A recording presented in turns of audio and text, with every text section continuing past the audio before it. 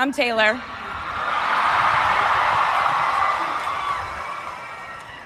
Last time I was in a stadium this size, I was dancing in heels and wearing a glittery leotard. This outfit is much more comfortable. I would like to say a huge thank you to NYU's Chairman of the Board of Trustees, Bill Berkeley, and all the trustees and members of the board, NYU's President Andrew Hamilton, Provost Catherine Fleming, and the faculty and alumni here today who have made this day possible. I feel so proud to share this day with my fellow honorees, Susan Hockfield and Felix Matos Rodriguez, who humble me with the ways they improve our world with their work.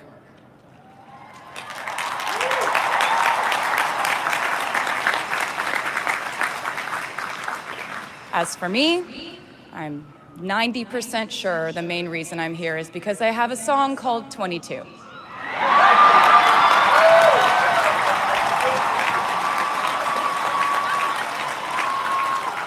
And let me just say, I am elated to be here with you today as we celebrate and graduate New York University's class of 2022.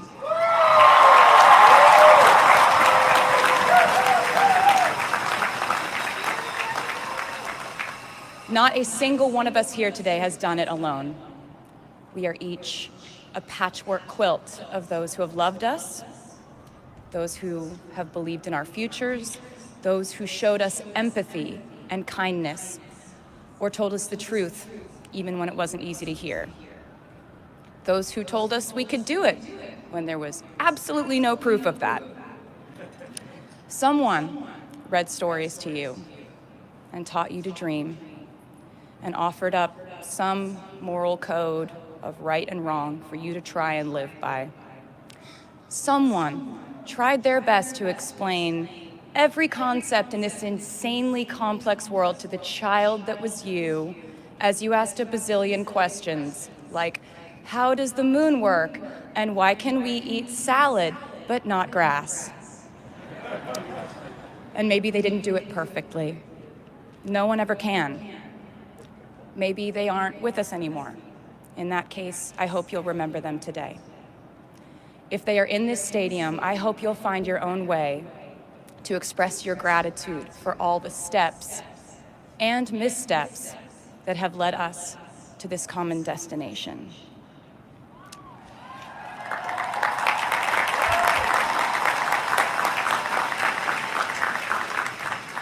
I know that words are supposed to be my thing, but I will never be able to find the words to thank my mom and dad, my brother Austin, for the sacrifices they made every day so I could go from singing in coffee houses to standing up here with you all today, because no words would ever be enough.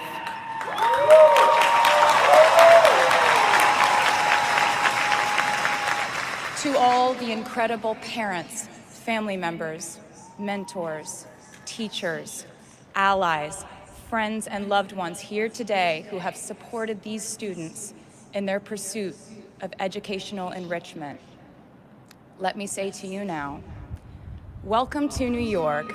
It's been waiting for you.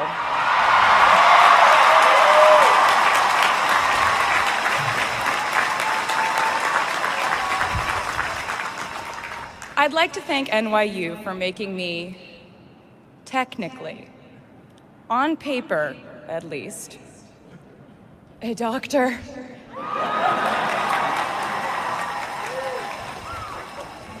Not the type of doctor you would want around in case of an emergency. Unless your specific emergency was that you desperately needed to hear a song with a catchy hook and an intensely cathartic bridge section.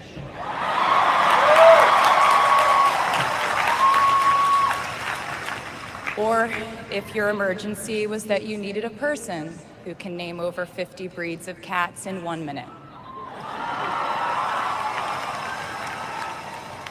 I never got to have a normal college experience, per se. I went to public high school until 10th grade, and then finished my education doing homeschool work on the floors of airport terminals. Then I went out on the road for radio tour, which sounds incredibly glamorous, but in reality, it consisted of a rental car, motels, and my mom and I pretending to have loud mother-daughter fights with each other during boarding so no one would want the empty seat between us on Southwest. As a kid, I always thought I would go away to college, imagining the posters I would hang on the wall of my freshman dorm. I even set the ending of my music video from my song Love Story at my fantasy imaginary college, where I meet a male model reading a book on the grass, and with one single glance, we realized we had been in love in our past lives. Which is exactly what you guys all experienced at some point in the last 4 years, right?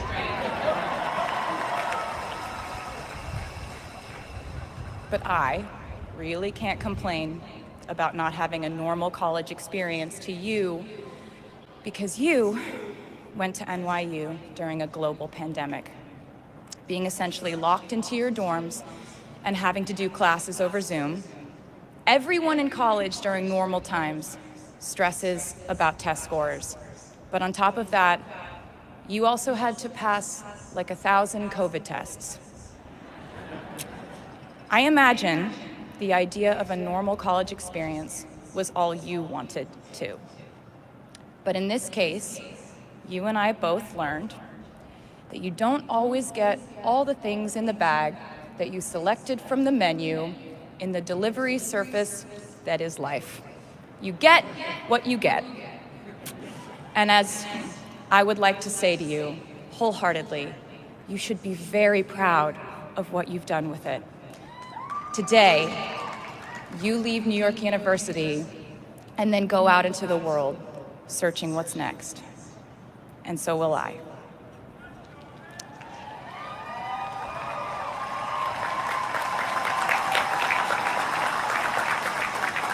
So as a rule, I try not to give anyone unsolicited advice unless they ask for it. I'll go into this more later. I guess I have been officially solicited in this situation to impart whatever wisdom I might have to tell you things that have helped me so far in my life.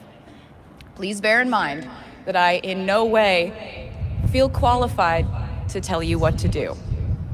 You've worked and struggled and sacrificed and studied and dreamed your way here today. And so you know what you're doing. You'll do things differently than I did them, and for different reasons. So I won't tell you what to do, because no one likes that. I will, however, give you some life hacks I wish I knew when I was starting out my dreams of a career and navigating life, love, pressure, choices, shame, hope, and friendship. The first of which is, life can be heavy, especially if you try to carry it all at once. Part of growing up and moving into new chapters of your life is about catch and release. What I mean by that is knowing what things to keep and what things to release. You can't carry all things, all grudges, all updates on your ex, all enviable promotions your school bully got at the hedge fund his uncle started. Decide what is yours to hold and let the rest go.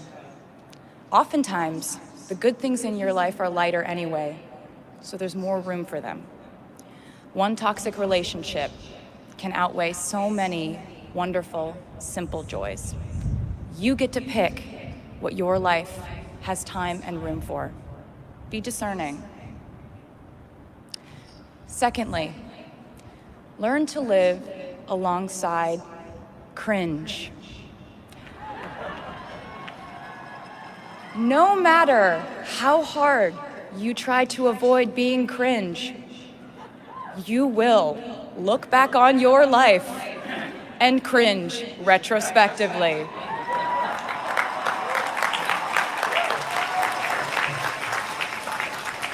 Cringe is unavoidable over a lifetime. Even the term cringe might someday be deemed cringe. I promise you, you're probably doing or wearing something right now that you will look back on later and find revolting and hilarious. You can't avoid it, so don't try to. For example, I had a phase where, for the entirety of 2012, I dressed like a 1950s housewife. But you know what? I was having fun. Trends and phases are fun. Looking back and laughing is fun. And while we're talking about things that make us squirm but really shouldn't, I'd like to say I'm a big advocate for not hiding your enthusiasm for things.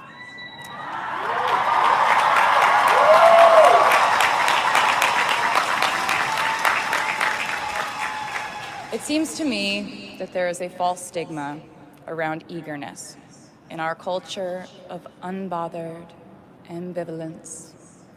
This outlook perpetuates the idea that it's not cool to want it.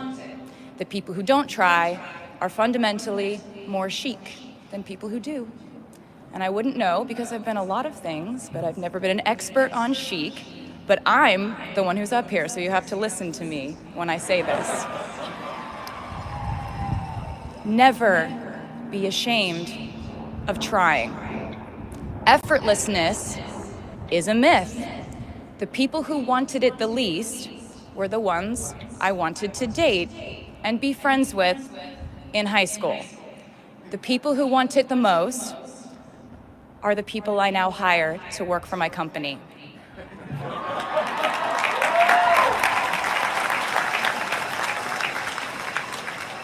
I started writing songs when I was 12, and since then, it's been the compass guiding my life, and in turn, my life guided my writing.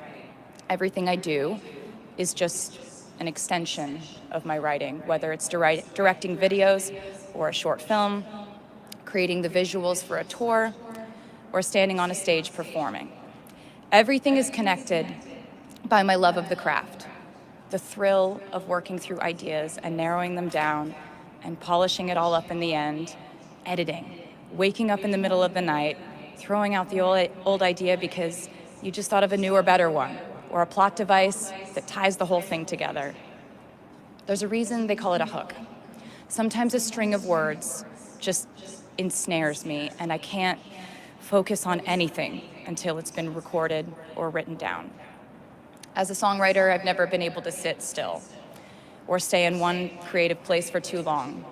I've made and released 11 albums, and in the process, I've switched genre from country to pop to alternative to folk. And this might sound like a very songwriter-centric line of discussion, but in a way, I really do think we are all writers. And most of us write in a different voice for different situations. You write differently in your Instagram stories than you do your senior thesis. You send a different type of email to your boss than you do your best friend from home. We are all literary chameleons, and I think it's fascinating. It's just a continuation of the idea that we are so many things all the time. And I know it can be really overwhelming figuring out who to be and when, who you are now, and how to act in order to get where you want to go. I have some good news. It's totally up to you. I have some terrifying news. It's totally up to you. I said to you earlier that I don't ever offer advice unless someone asks me for it, and now I'll tell you why. As a person who started my very public career at the age of 15, it came with a price. And that price was years of unsolicited advice. Being the youngest person in every room for over a decade meant that I was constantly being issued warnings from older members of the music industry, media, interviewers, executives, and this advice often presented itself as thinly veiled warnings. See, I was a teenager at a time when our society was absolutely obsessed with the idea of having perfect young female role models. It felt like every interview I did included slight barbs by the interviewer about me one day running off the rails. And that meant a different thing to every person who said it to me. So I became a young adult while being fed the message that if I didn't make any mistakes, all the children of America would grow up to be perfect angels. However, if I did slip up, the entire earth would fall off its axis, and it would be entirely my fault, and I would go to pop star jail forever and ever. It was all centered around the idea that mistakes equal failure, and ultimately, the loss of any chance at a happy or rewarding life. This has not been my experience. My experience has been that my mistakes led to the best things in my life. And being embarrassed when you mess up, it's part of the human experience. Getting back up, dusting yourself off, and seeing who still wants to hang out with you afterward and laugh about it, that's a gift. The times I was told no, or wasn't included, wasn't chosen, didn't win, didn't make the cut, looking back, it really feels like those moments were as important, if not more crucial, than the moments I was told yes. Not being invited to the parties and sleepovers in my hometown made me feel hopelessly lonely. But because I felt alone, I would sit in my room and write the songs that would get me a ticket somewhere else. Having label executives in Nashville tell me that only 35-year-old housewives listen to country music, and there was no place for a 13-year-old on their roster, made me cry in the car on the way home. But then I'd post my songs on my MySpace, and yes, MySpace.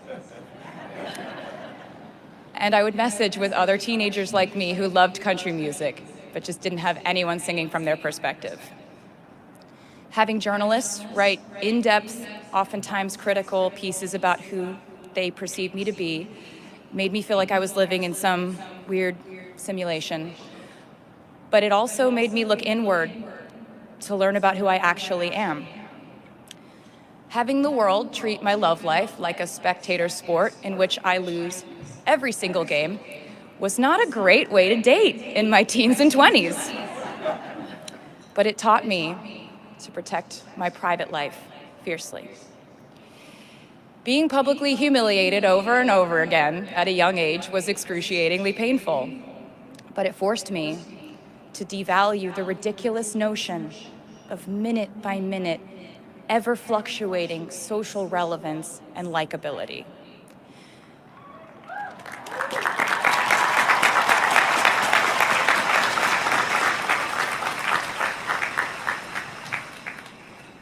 Getting canceled on the internet and nearly losing my career gave me an excellent knowledge of all the types of wine.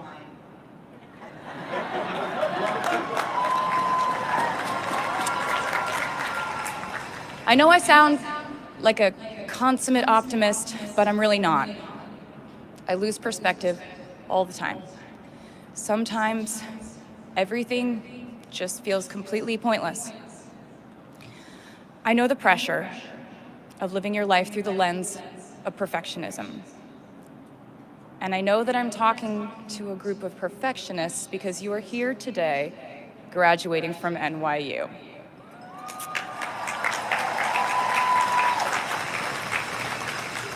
So this might be hard for you to hear.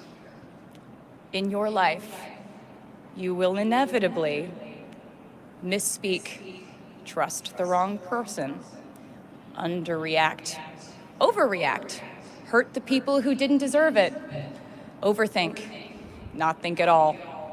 Self-sabotage, create a reality where only your experience exists. Ruin perfectly good moments for yourself and others. Deny any wrongdoing. Not take the steps to make it right. Feel very guilty.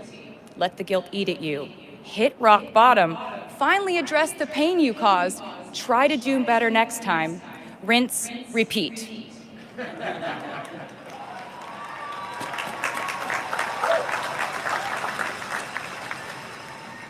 And I'm not gonna lie. These mistakes will cause you to lose things. I'm trying to tell you that losing things doesn't just mean losing. A lot of the time, when we lose things, we gain things too. Now you leave the structure and framework of school and chart your own path. Every choice you make leads to the next choice, which leads to the next, and I know it's hard to know which path to take. There will be times in life where you need to stand up for yourself. Times when the right thing is actually to back down and apologize. Times when the right thing is to fight. Times when the right thing is to turn and run. Times to hold on with all you have. And times to let go with grace.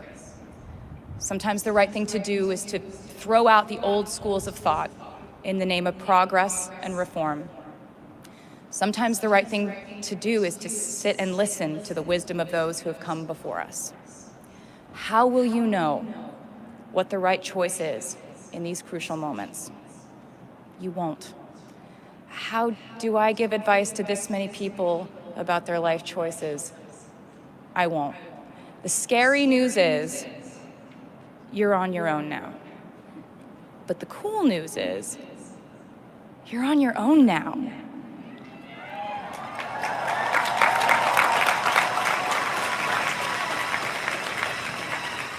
I leave you with this. We are led by our gut instincts, our intuition, our desires and fears, our scars and our dreams. And you will screw it up sometimes. So will I. And when I do, you will most likely read about it on the internet. Anyway, hard things will happen to us. We will recover. We will learn from it. We will grow more resilient because of it. And as long as we are fortunate enough to be breathing, we will breathe in, breathe through, breathe deep, and breathe out. And I am a doctor now, so I know how breathing works. I hope you know how proud I am to share this day with you. We're doing this together, so let's just keep dancing like we're the class of 22.